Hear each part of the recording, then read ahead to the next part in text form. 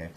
I thought the president's speech was one of his very best in terms of his commitment and his passion.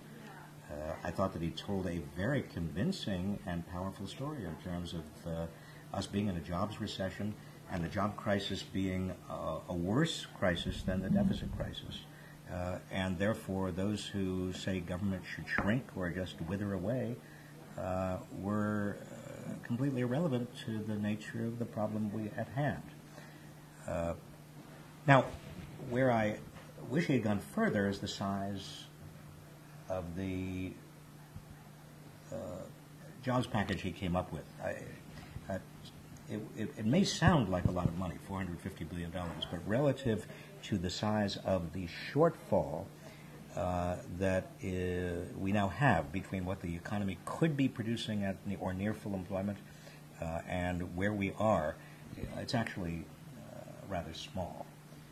About $300 billion of that $450 billion represents net new spending or tax cuts.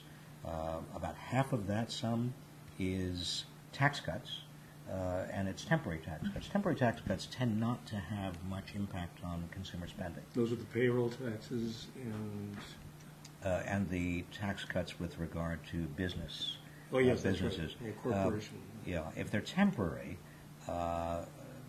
most people in times of economic stress use tax cuts to pay off their bills or to save. They don't actually go out and spend. And so the bang for the buck tends to be fairly small. I would have rathered that the president come up with a plan that was proportional to the size of the problem, much larger, even if that meant that Republicans would not go along with it, and then campaigned on it and said, look, this is what I think is necessary to get the economy going again, to get growth back, to get jobs back, and if Republicans won't go along, I'm going to build my campaign of 2012 around this. Do you think that he actually pulled back on an idea that he might have had, that it might have been double that, let's say, in order to impress Republicans and independent voters? I think that he genuinely thinks that he can get Republican votes for some of this. Maybe he can. I will be surprised. Me too. Mitch McConnell, right after the speech, said this is not a jobs program, this is a re-election campaign, or re-election program. And remember, this is the same Mitch McConnell who said years ago that their number one priority was to unseat Obama. Why would Republicans give him any victories at all at this point? In fact, many Republicans want the economy to stay bad through election day so they have a better chance of accomplishing their goal of unseating Obama. So I think it's wishful thinking to believe that Republicans will come around with this.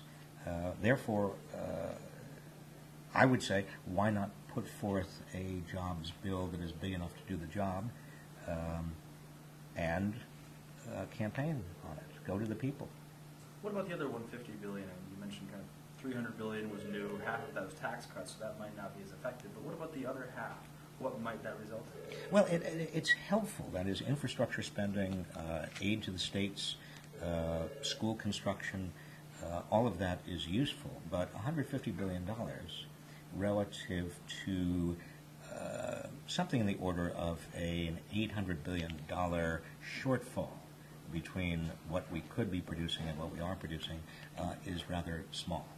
I mean, there might be a tiny effect on employment, positive effect. There might be a tiny positive effect on growth, but it's not nearly up to the challenge. So is it?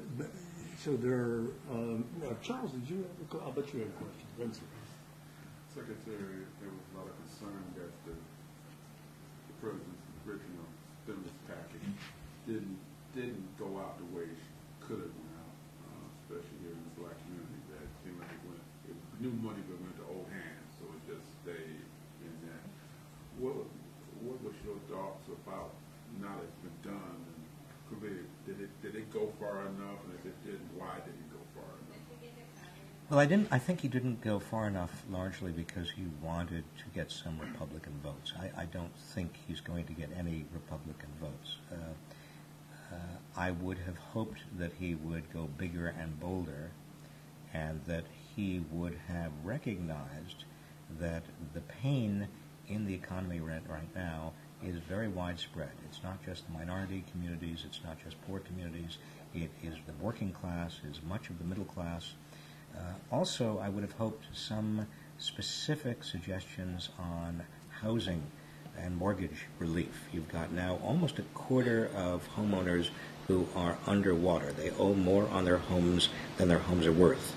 And you need something, whether it is changing the bankruptcy laws so people can declare bankruptcy on their primary residence, thereby giving people more bargaining leverage with lenders, or a plan whereby the FHA could exchange mortgage debt for equity. That is, essentially, if you have, let's say, $50,000 of mortgage, the FHA could come in and say, well, we'll take half of the debt off your hands. We'll buy it, $25,000, as long as we can have, when you get ready to sell, when the house is next sold, we have a proportional upside share of the gains. That's a debt for equity swap.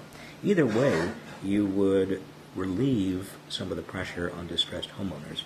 Without doing anything about housing, you're not dealing with one of the fundamental problems that people are facing beyond jobs and beyond lower wages. Does it seem to you, Mr. Secretary, that at the very outset, the very first stimulus program that was put into place could have gotten to the banks via the housing, relieving the housing issues, the number of foreclosures that were taking place, especially foreclosures based on subprime lending and fraud, so that as long as you know what I'm trying to get at, I'm sure. Well, I mean, the political demands and the short-term financial demands were all in favor of bailing out the banks, not bailing out homeowners, not bailing out Main Street, not enabling small businesses to get loans. In retrospect, what the administration should have done, and at the time I and others recommended it, was to have some conditions attached to those bank bailouts. You, big bank, you'll get a bailout, but as a condition, you've got to help homeowners. You've got to renegotiate these mortgages. You've got to agree to go back to the Glass-Steagall Act, separating commercial from investment banking. You've got to agree to hold back your platoons of lawyers and lobbyists when we get to financial reform. In other words, put some strings on those loans so that not only would you get some bailout of the banks, but you would actually have long-term financial reform for everyone, not just Wall Street. It was not done. Unemployment's at 9.1% right now. I mean, any projections based on this new proposed jobs plan, what it might do for that 9.1 figure? I don't see much change. At best, I mean, if the Republicans would go along, and I doubt that they will, but let's just assume the best. Let's say they go along with the entire plan. I think it would reduce unemployment, the rate of unemployment probably down to maybe 8.7, 8.8%. That's good. That's really good. By the next election, possibly by the next election. But it's not nearly big enough to bring unemployment down below that. And that still, 8.8% represents a great deal of pain. Speaking of unemployment, and we also mentioned the aid for the states, one of the big things we're seeing here in Minnesota is you start to get a little bit of modest gain in private sector jobs. The state and local governments, because of the fiscal system here, no new taxes, you see public sector job losses. What do we need to do? And you talk a lot about putting money back in people's pockets so they can spend it. What do we need to do to sort of break through that mentality of the private sector or public sector layoffs is a drag, and that we really need to move beyond that? Well, you know, one of the biggest lies being told today in American politics is that you get more jobs by shrinking the size of government. That is a direct lie. No economic theory supports the notion that if you lay off a lot of teachers and social workers and police officers and firefighters, if you pull back on contracts for highway construction, for everything else, that you are going to create jobs. In fact, it doesn't even hold logically. And what we've seen over the last 3 years is that as the states and localities have cut their budgets, that has contributed significantly to our overall jobs problem. The reason we had zero job growth in August is that you had 17,000 jobs lost in the public sector and 17,000 jobs gained in the private sector. Well, those public sector jobs are being lost at a very rapid rate, much more rapidly than 17,000. 17,000 is the least of it. And that is an ongoing problem. If people don't have jobs, they don't have money in their pockets. They can't turn around and buy, and that means that other people lose their jobs. Not only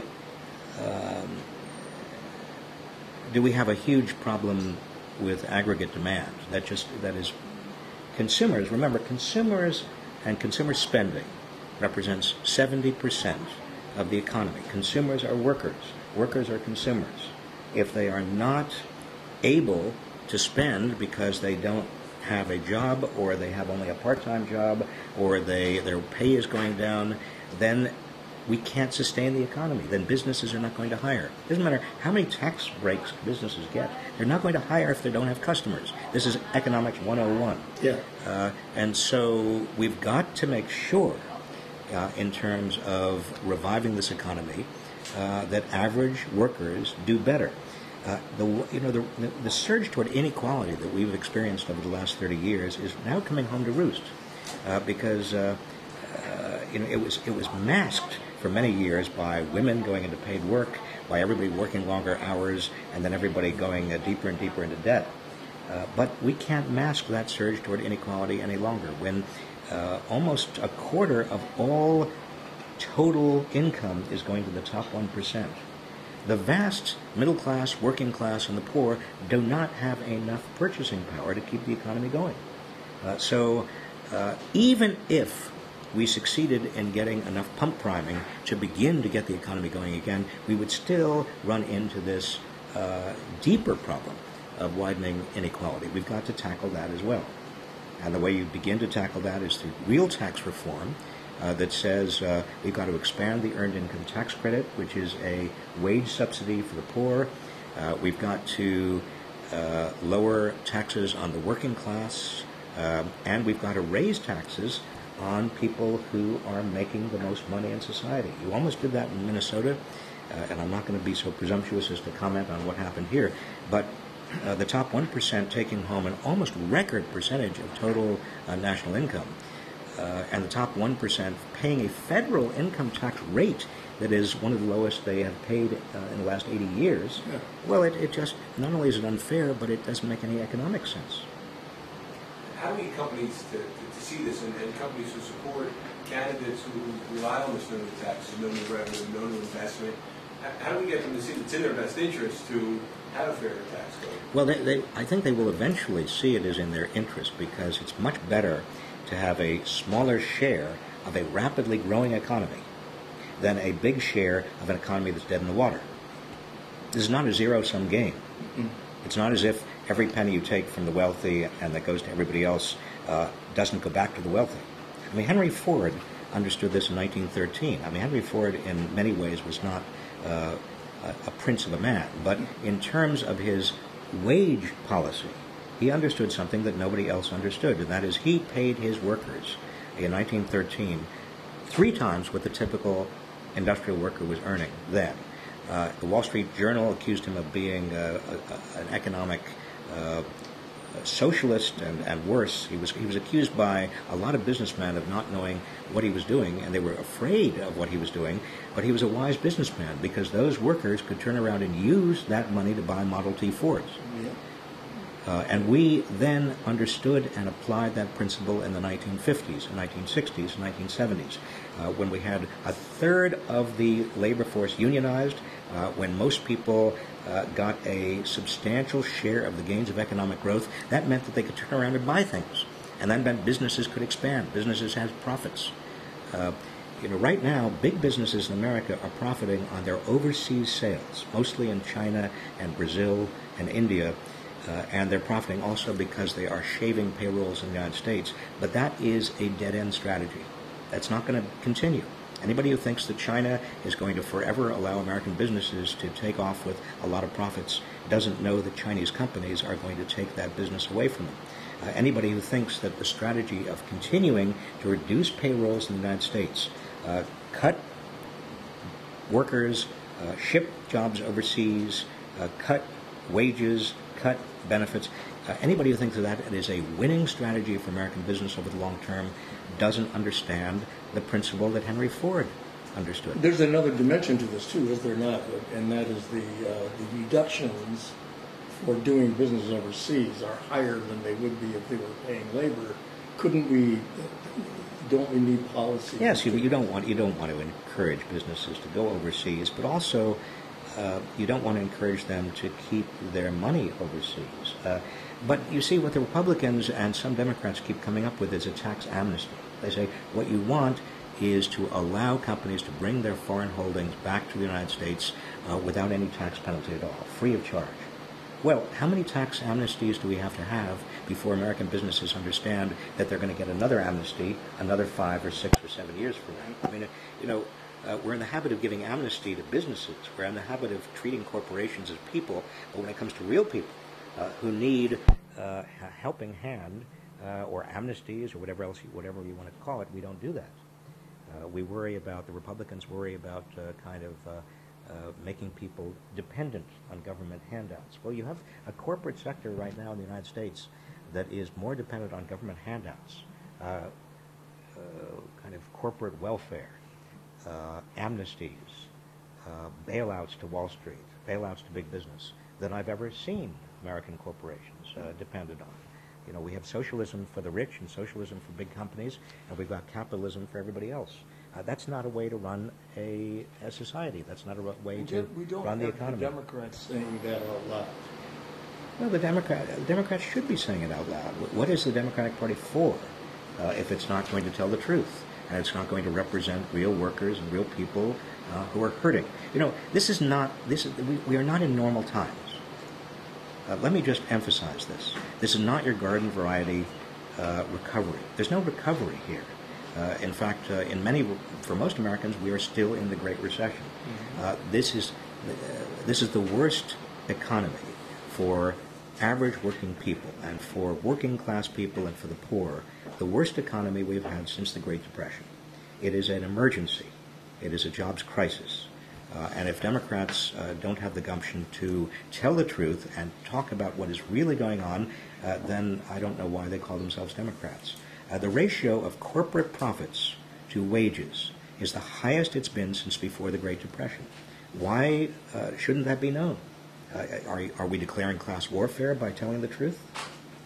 They'd be accused of it. Hi, Steve Scher from the Minneapolis Labor Report. The Wall Street Journal recently reported, too, that U.S. companies are sitting on more cash than they ever have. I think they said since the 1950s. And, I've been wondering for a while, it seems in a way that capital is on strike. They've got the cash, but they're choosing not to invest. They're choosing not to create jobs. They're choosing not to invest because it doesn't make any sense to invest if they're not customers. In other words, this is not a matter of anybody doing anything wrong. This is a matter of the system that is malfunctioning. Corporations are not going to expand and add workers if people out there are not going to buy more because they're worried about losing their jobs, because they've got a huge mortgage overhang, they're underwater, their savings have shriveled, their median wages are dropping. To ask consumers or expect consumers who are workers to respond by spending more is absurd. They won't. So we have a vicious cycle. That's why we need government as spender of last resort. This is Keynesianism. Keynesianism got a bad name in the late 1970s when we had double-digit inflation. And then we went through a long period of time where the biggest economic problem was inflation. That's no longer the biggest economic problem. The biggest economic problem now is unemployment and recession. Keynesianism is now as relevant as it ever was.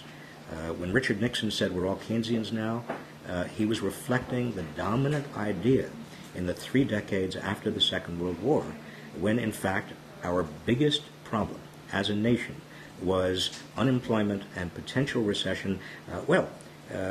Government stood by, as it should, and government did rev the economy up.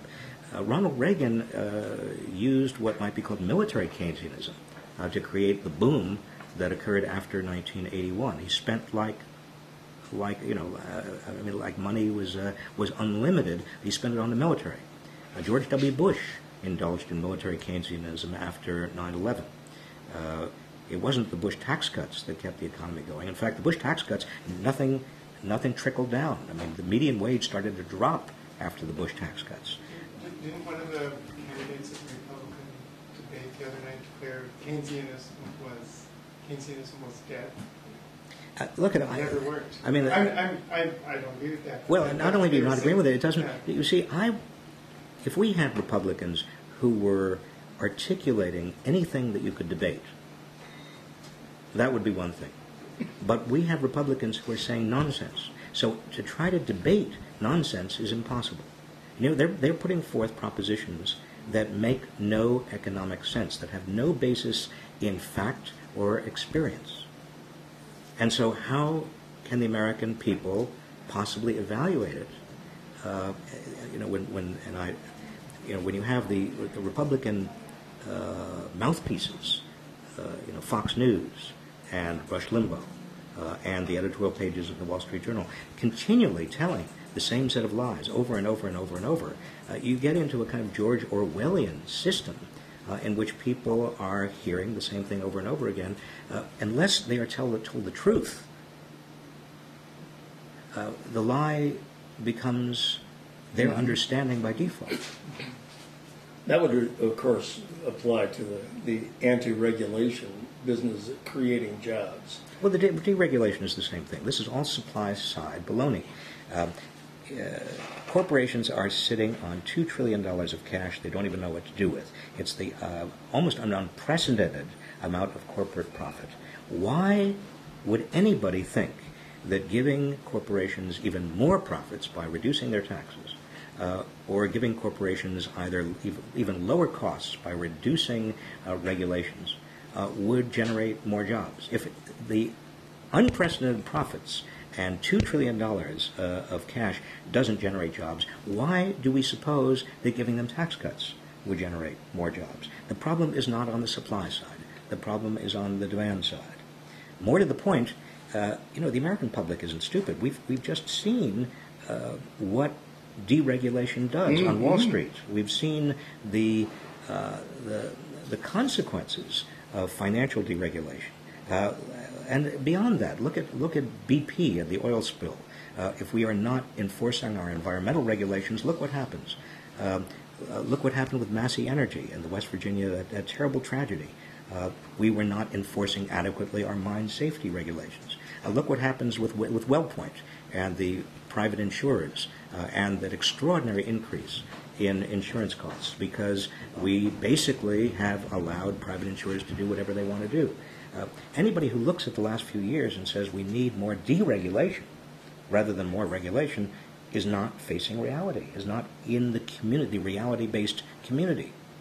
Mr. Secretary, our paper written a couple articles about the vast disparity between black Americans and white Americans, and specifically here in Minnesota, where we wrote that at least 3 times the difference in employment, even for educated black people with white people. From a national standpoint, where do you see the disparity between blacks and whites, or blacks and other people of color and whites, and what can be done to resolve some of these disparities economically? Well, the biggest disparity right now is between, on the one hand, the middle class, the working class, and the poor, and on the other hand, the very rich. We've got to recognize that among the poor are a disproportionate number of minorities. But we also have to understand that what unites us in terms of a middle class under increasing stress and a working class under extraordinary stress and poor and minorities who are losing their jobs. What unites us is that everybody is getting a terribly bad deal and has been getting a terribly bad deal for many years. What unites us is more important than what divides us. What worries me is that the right wing is using the economic stress that everybody is feeling right now to divide us. They are saying that they're saying to average working people, the problem, your problem, is immigrants, or your problem are black people, or your problem has to do with unionized workers, or your problem is really government workers. In other words, it's that divide and conquer strategy when large numbers of Americans, 80% of Americans, are really getting a smaller and smaller share of the pie, and being told that the reason they're getting a smaller share of the pie is that somebody else who's depending on that same small share of the pie is taking the share away from them. Well, that divide and conquer strategy is very dangerous. Has the Obama administration, or anybody from the administration, have reached out to you to get your advice, because you have shared your thoughts, either on radio and on print? Have they talked to you about any ideas on how to, especially since you were former political secretary? Your advice Yes. I saw the president early last spring. I am in communication with several of his advisors. In fact, I saw the head of the Council of Economic Advisors just a couple of months ago. I do not withhold my opinion. Somehow we've noticed. But honestly, all I attempt to do is to connect the dots and tell what's really going on. This is not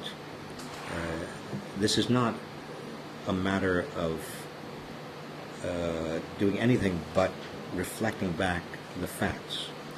What I've said about the need for government to be a major spender of last resort, that is Keynesian economics, is not a radical left position. This is the mainstream of the economics and public policy world. The gap between what mainstream economists and public policy professionals are saying on the one side and what the right wing is saying on the other has never been larger. This is a gap between reality and fantasy. When I talk about widening inequality, this is recognized very broadly. The data are clear. There's no controversy about this. And the shame of it is how many lies the American public is being told that emanate from the right, backed by a lot of money. I mean, you've got the Koch brothers, and you've got Dick Armey and Karl Rove and their super PACs. You've got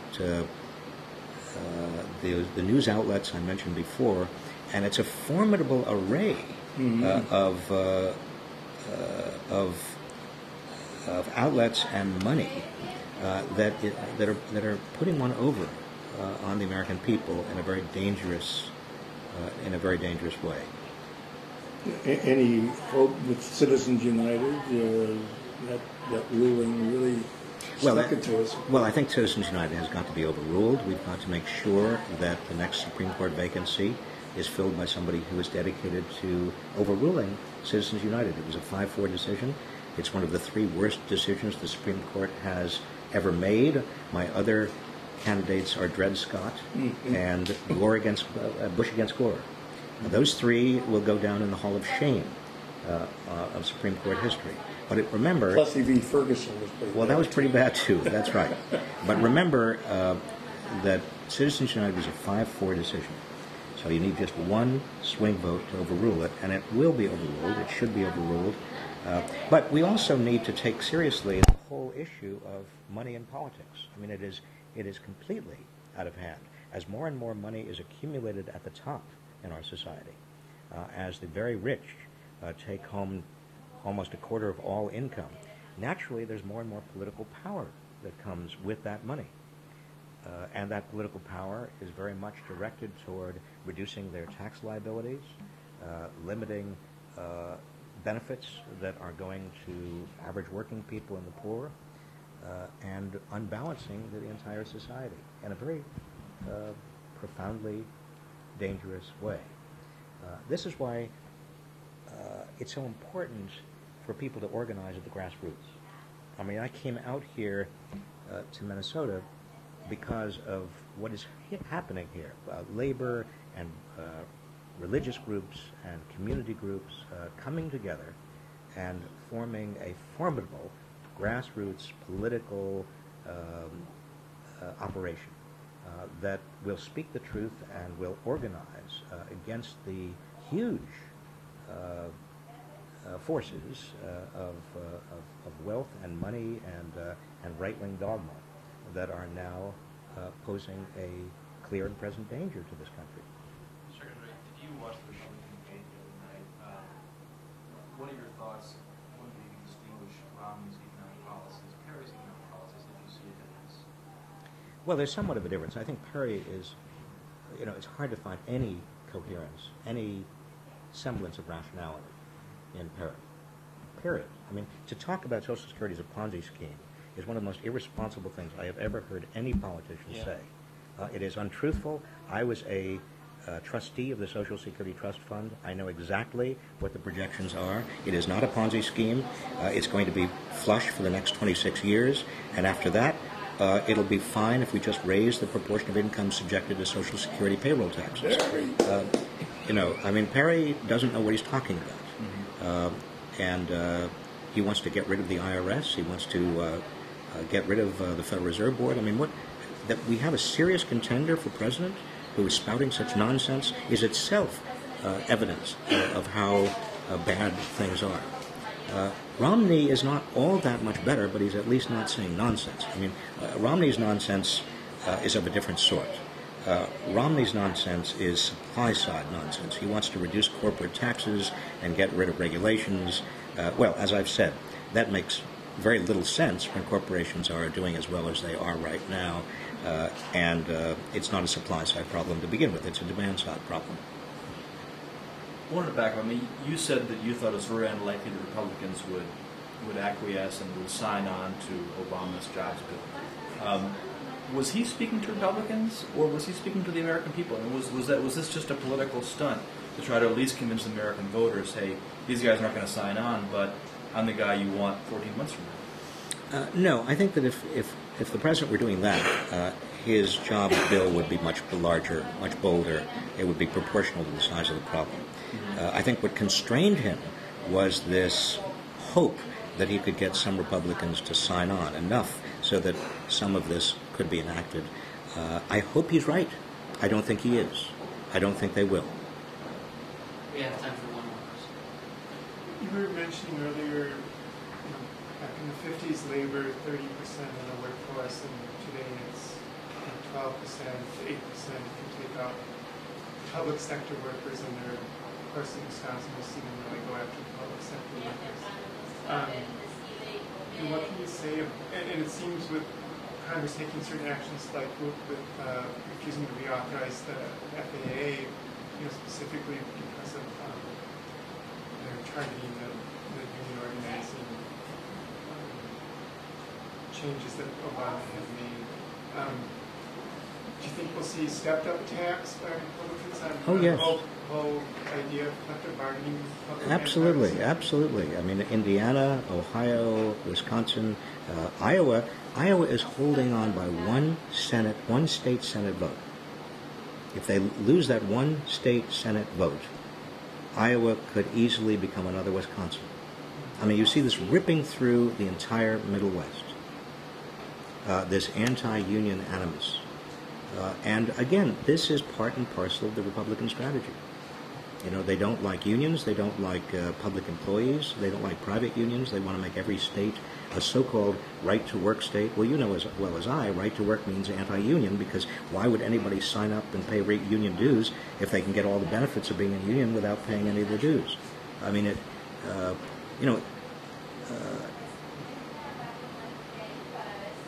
unions built much of the backbone of the labor laws that protect everybody in this country.